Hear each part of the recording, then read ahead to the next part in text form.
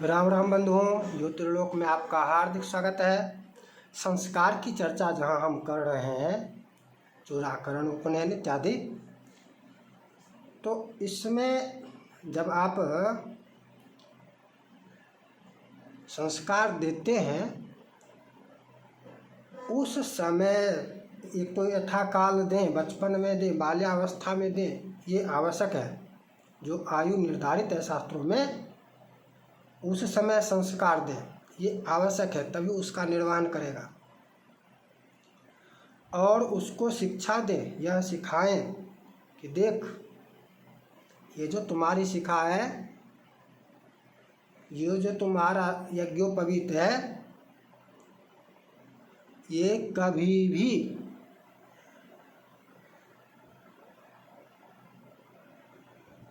हटना नहीं चाहिए।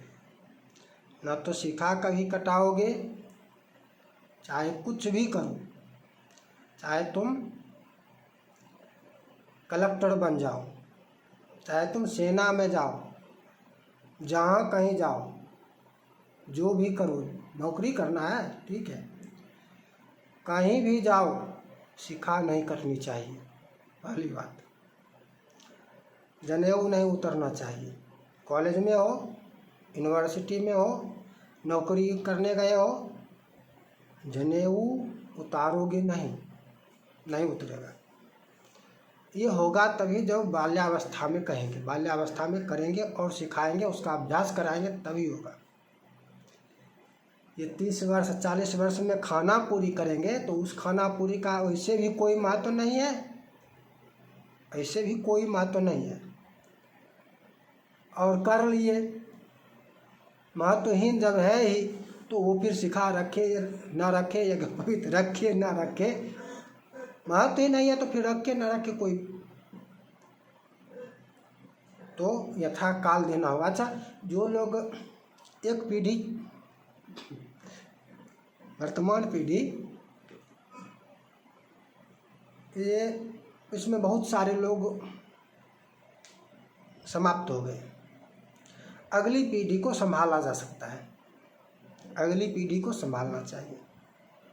भ्रातृता दोष यदि 3 पीढ़ी में आ जाए तब धर्म का ही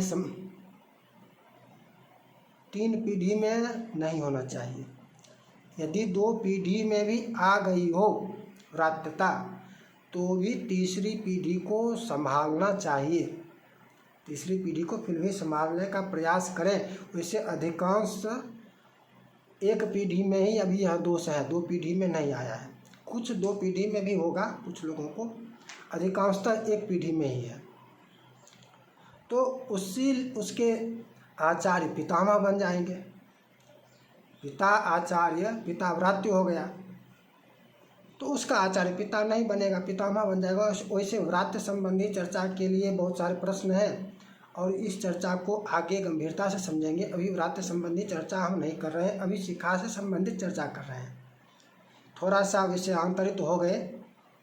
शिखा संबंधी चर्चा में हम ये कर रहे हैं कि बच्चों को ये सिखाइए कि कभी भी इसका त्याग नहीं होना चाहिए।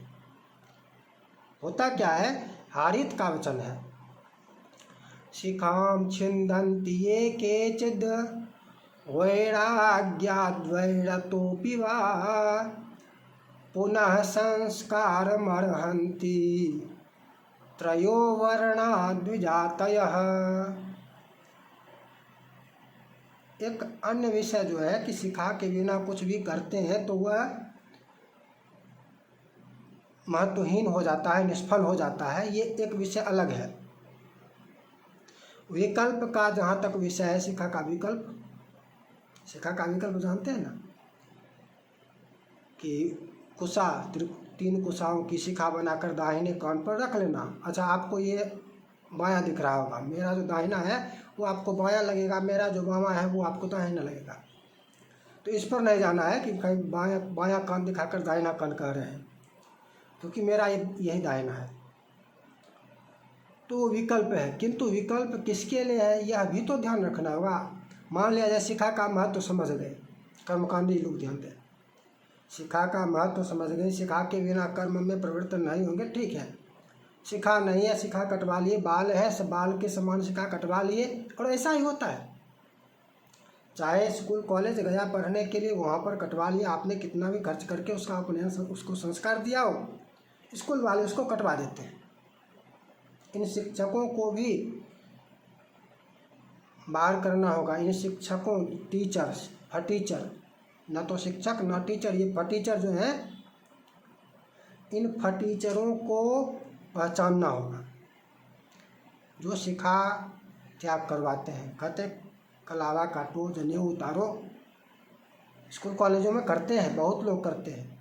बच्चों को बताइए कि यदि कोई तुमको ऐसा कहे तो उसको कहो कि हम घर में जाकर घर में पिताजी से बात करके या बाबा माता जो भी हो बात करेंगे। उन्होंने कहा है कि नहीं काटना है, मैं उनको कहूँगा कि भाई उनसे बात करूँगा। बच्चों को ये सिखाइए और घर में उसको पूछिए प्रतिदिन कि क्या ऐसा किसी ने बोला भी है। उस पर ध्यान रखिए कि कहीं देखिए 10वीं वर्ग जाते जाते, मैट्रिक तक जाते जाते उसका ऐसा कर देता है कि उड़वा देता है फटीचर लोग। और यदि मैट्रिक तक ना भी हुआ, गांव के लोग हैं, गांव के लोग यदि हैं, मैट्रिक तक निकल गया, गांव में हाई स्कूल था, कॉलेज जाएगा, कॉलेज शहर में है तो कॉलेज में उसका उड़वा देगा और तब मित्र लोग उड़वाएगा। कहीं बड़े बड़े शहर चला गया तब तो उड़ाएगा ही उड़ाएगा निश्चित। तो विकल्प जो है वो उसके लिए नहीं है जिसने शिखा छेदन कर लिया है, उसके लिए विकल्प नहीं है। विकल्प में ये भी कहा हुआ है कि खलवाटादि दोषे न, खलवाट हो गई हो, खलवाट हो जाए, बाल समाप्त स्वतः उड़ जाए, खलवाटादि दोषे न, चोट लग जाए, दुर्घटना हो जाए इत्यादि प्रकार की कोई बातें हो, ठीक है, जिसमें बाल समाप्त हो जाए तो विकल्प है। ऐसा नहीं कि कटवा लिया और तो विकल्प से पूजा के समय शिखा, वो भी नहीं करते तो वो भी नहीं है। मान लिया जाए वो भी करे तब ना कि चलो शिखा नहीं है तो खुशा की शिखा धारण करो, वो भी करते थोड़े ना है, वो भी नहीं करते हैं। तो यहाँ पर देखिए क्या कह रहा है, क्या कहा गया है हारित के द्वारा, जो कहा गया जो वचन है हारित का, वो कह रहा है कि शिखाम छिन्दन्ति ये केचिद, जो कोई भी शिखा छेदन करते हैं, वैराग्याद वैर तो पिवा, वैराग्य के कारण, वैर के कारण, किसी भी अन्य कारण से, बहुत लोगों को वैराग्य भी हो सकता है। अच्छा, कुछ विशेष गोत्र वालों के लिए जिनका विधान है शिखा रहित रहने का, उनको छोड़ दीजिएगा, उसको छोड़ दीजिए। उसके पूर्वज ने ही शिखा, उसके पूर्वज ही शिखाविहीन हो गए, शिखा रहित हो गए, उनका संकल्प था, उनको छोड़ दीजिए। अन्य की बात वैराग्य हो जाए कि अब हम वैरागी हो गए, शिखा हटा दें, मुंडन करा लेते हैं। किसी को देख के, किसी वैर के कारण भी हो सकता है, वैर तो पिवा, और वैर के कारण दूसरा लोग भी सोए में काट सकता है, सो रहा है काट दिया सोते समय। पुनः संस्कार मरहंती, क्या समझे? पुनः संस्कार मरहंती त्रयो वर्णात् द्विजातयः, तीनों वर्ण के लिए, द्विजादि तीनों वर्ण के लिए पुनः संस्कार की आवश्यकता हो जाती है। पुनः संस्कार करें, किसी भी प्रकार से शिखा छेदन कर लिया हो तो पुनः संस्कार करें। अब संस्कार इसमें कौन सा करें? तो चूड़ाकरण करें। संस्कार पुनः कौन सा होगा? शिखा के लिए उपनयन संस्कार नहीं होगा, उपनयन का जनेऊ से संबंधित होगा तब उपनयन संस्कार होगा। यहाँ पर शिखा का विधान है तो शिखा के लिए चूड़ाकरण संस्कार पुनः होगा। मोहाच्छ और कह रहे हैं मोहाच्छिन्दन्ति ये केचिद् द्विजातीनां शिखा नराः चरेद्युस्ते दुरात्मानः प्राजापत्यं विशुद्धये। यदि ऐसा करता है तो प्रायश्चित्त का भी पाप भी है, पाप भी लगता है और वह दुरात्मा, और यदि कोई काट देता है तो उसके लिए भी। मोहाच्छिन्दन्ति ये केचित् जाति द्विजाति नाम शिखाम नराः, स्वयं काट लेता है, स्वयं छेदन कर ले, मोह के कारण, भ्रम के कारण, लोभ के कारण। अब लोभ के कारण तो कहते हैं तब तो वो भी आ रहा है। कौन? तलवार के डर से सलवार पहनने वाला, वो भी इसमें आ रहा है। भाईचारा भाईचारा भाईचारा करने वाले जो पतित हो गया, धर्म का त्याग कर दिया, ये परिवर्तन कहाँ से? क्या है धर्म परिवर्तन? क्या है? पतित हो गया है, धर्म का त्याग कर चुका है, वो तो बात करने लायक नहीं है। उससे भाईचारा भाईचारा भाईचारा। शिखा मोहाच्छिन्दन्ति ये केचित् द्विजातीनां शिखाम नराः, किसी भी प्रकार से। इसीलिए ऐसे ही तो नहीं जनेऊ के लिए सिर कटवा देते थे ब्राह्मण, जनेऊ नहीं उतारेंगे सिर कटवा लेंगे। ऐसे ही जो नहीं कटवाते थे, सलवार पहन लेते थे, तो वो तो धर्म का त्याग कर रहे थे। आज कहते हैं कि ब्राह्मणों का क्या योगदान है, ब्राह्मणों का क्या योगदान है, ब्राह्मणों ने क्या दिया, ब्राह्मणों ने स्वतंत्रता में क्या किया, देश में ब्राह्मणों का क्या योगदान, संस्कृति में। अरे जो भी बचा हुआ है ब्राह्मणों ने ही बचा के रखा है, मूर्खों। ब्राह्मणों ने नहीं दिया था बलिदान, ऐसे ही जनेऊ तोलता था, ऐसे ही जनेऊ तोलाया जाता था। धर्म के लिए ब्राह्मणों का योगदान आज भी देखना है तो देख लो।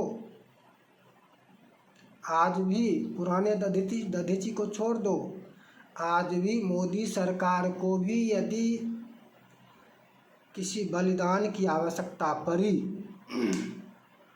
हो सकता है आपको बलि वेदी पर भी चढ़ना पड़ेगा, न्यायपालिका के ऊपर बोलिए तो निशिकांत दुबे ब्राह्मण ही आया कि मैं दूंगा बलि। आज भी बलि देने के लिए अभी कुछ नहीं हुआ, बच गए, उनके विरुद्ध कुछ नहीं हुआ, और कोई कहाँ आया सामने? कुछ भी हो सकता था, उनके विरुद्ध न्यायपालिका कड़ी से कड़ी कठोर दंड भी हो सकता था, उनका पद भी जा सकता था, उनकी बलि चढ़ सकती थी। न्यायपालिका यदि पीछे ना हटती तो भाजपा पीछे हट जाती, कहती जाओ चढ़ जा बेटा सूली पर। कौन आया सामने जब बलि देने की बात आई? निशिकांत दुबे ब्राह्मण आया सामने। आज भी। अच्छा, हम फिर विषयांतरित हो रहे हैं। विषयांतरित हो जाते हैं, विषय पर आते हैं फिर से। तो कर्मकांडियों को इसका ध्यान रखना होगा कि उसके लिए क्या करें। सबसे पहले तो अपने बच्चों को तो अच्छे तरह से सिखाएं, और जो टीचर लोग बच्चों को स्कूल में कहते हैं कि भाई शिखा हटाओ, शिखा काटो, तो उस टीचर को जूते से पीटना चाहिए। जो होगा देखा जाएगा। पहले जूते से पीटो, फिर केस करो।